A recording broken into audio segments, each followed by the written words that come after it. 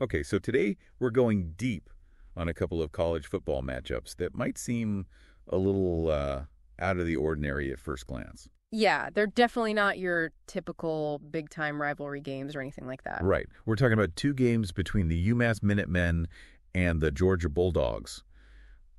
You sent me some articles on these games, and I got to say, I was intrigued right away. Yeah, I can see why.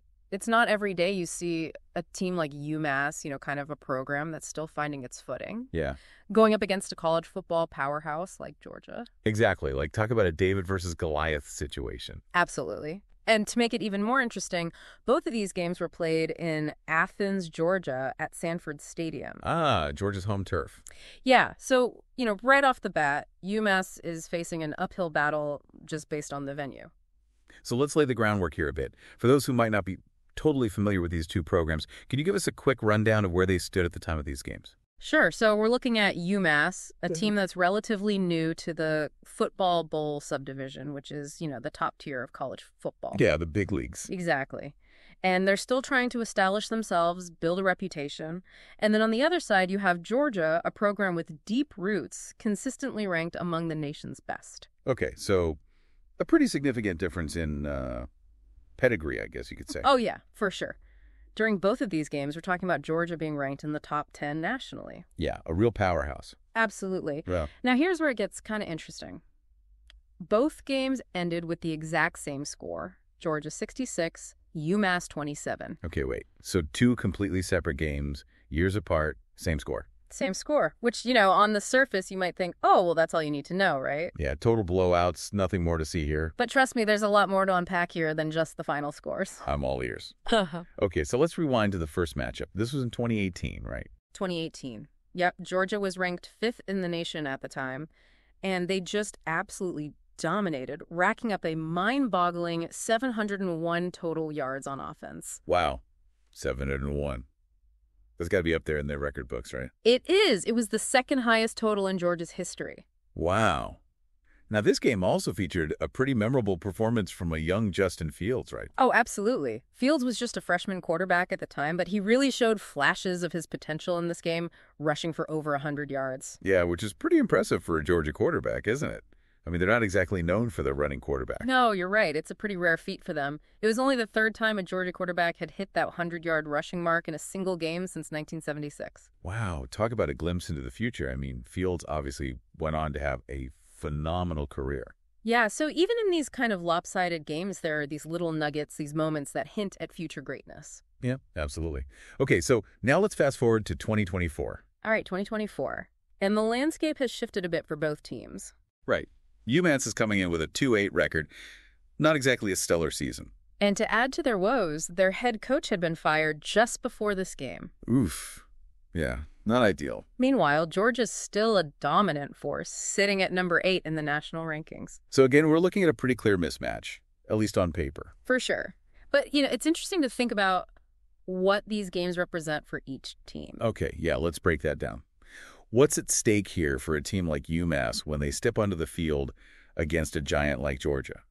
Well, for UMass, it's kind of like, what can you gain from this experience? The odds are stacked against you. Right. But maybe it's about more than just the win or loss column. Okay, I like where you're going with this. Yeah. So for UMass, it's maybe about testing themselves against the best, building some resilience. Exactly. Or maybe it's a chance for some of their players to showcase their skills in front of a national audience.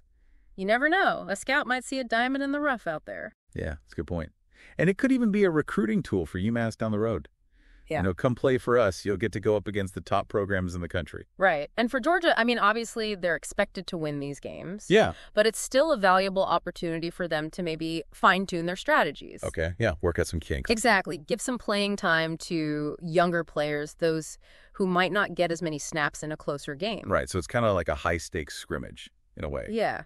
And there's also the financial aspect to consider, too. Oh, right. The money. For a smaller program like UMass, getting paid to play these guaranteed win games against the big schools can be a significant source of revenue for their athletic department. Makes sense.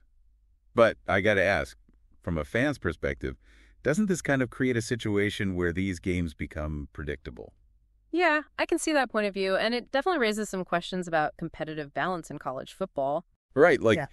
Is it really beneficial for Georgia in the long run to keep playing these kinds of games? Or is it just padding their stats?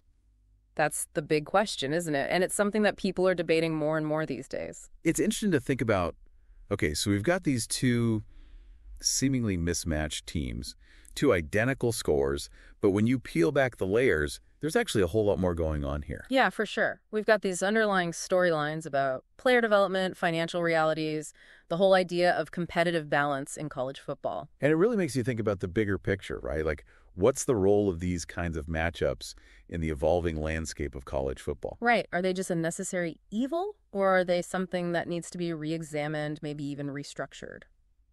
It's a fascinating question, and one that I think deserves a lot more attention. Absolutely. Well, on that note, we've reached the end of our deep dive. But I think we've given everyone plenty to think about. I hope so.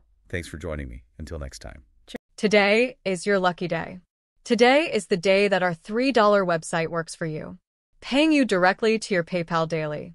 Imagine $3 ongoing continuous payments to your PayPal account. Imagine falling asleep and waking up to $300 in your PayPal account. How would this make you feel?